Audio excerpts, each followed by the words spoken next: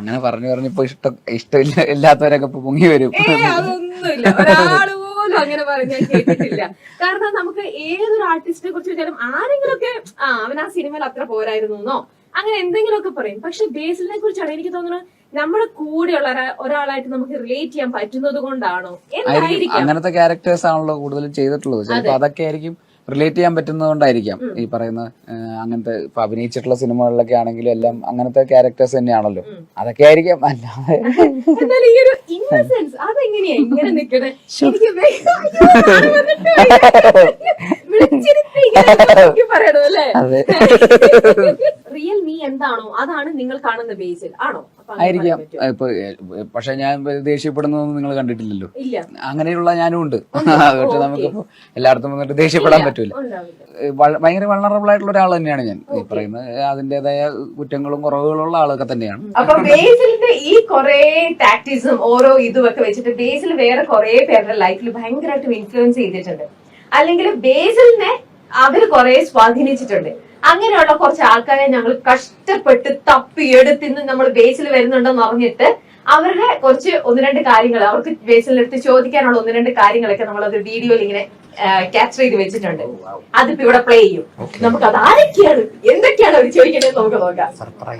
Surprise. ഞാൻ ഹരികുമാർ, CETയിൽ പ്രൊഫസറായിരുന്നു. ബേസിൽ ജോസഫിനെ പഠിപ്പിച്ചിട്ടുണ്ട്.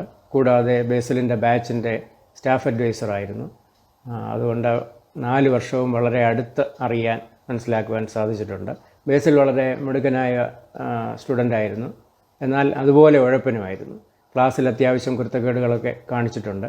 അതിൻ്റെ പേരിൽ എഴുന്നേൽപ്പിച്ച് നിർത്തുകയും വഴക്ക് പറയുകയും ഒക്കെ ചെയ്തിട്ടുണ്ട്. ബേസിലിനെയും വിളിച്ചുകൊണ്ട് ഞാൻ ഉപദേശങ്ങളൊക്കെ കൊടുത്തുകൊണ്ട് ക്യാമ്പസിലൂടെ ഇങ്ങനെ നടക്കുന്നത് ഞാൻ ഇപ്പോഴും ഓർക്കുന്നു. ബേസിലും അത് മറന്നിട്ടുണ്ടാവില്ല.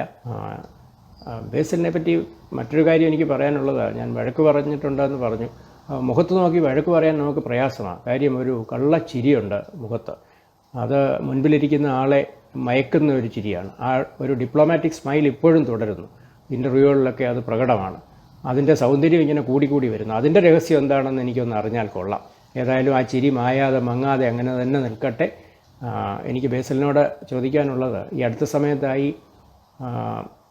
അഭിനയത്തിൽ പ്രാധാന്യം കൊടുക്കുന്നു, നല്ലത് തന്നെ. പക്ഷേ സംവിധാനം എന്താ, അതുകൂടെ തുടരണം. ബേസിൽ ടച്ചുള്ള സിനിമകളായിരുന്നുവല്ല, ഫാസിൽ ടച്ച് എന്നതുപോലെ ബേസിൽ ടച്ചുള്ള ധാരാളം സിനിമകൾ ഇനിയും ഉണ്ടാകണമെന്ന് എന്നെ പോലുള്ള പ്രേക്ഷകർ ആഗ്രഹിക്കുന്നു. അതുകൊണ്ട് സംവിധാനവും അഭിനയവും ഒരുമിച്ച് കൊണ്ടുപോകണമെന്നൊരു സജഷനുണ്ട്. എല്ലാ സംരംഭങ്ങൾക്കും ഈശ്വരൻ സർവ്വവിധ വിജയങ്ങളും നൽകട്ടെ എന്ന് മാത്രം ഞാൻ ആശംസിക്കുന്നു.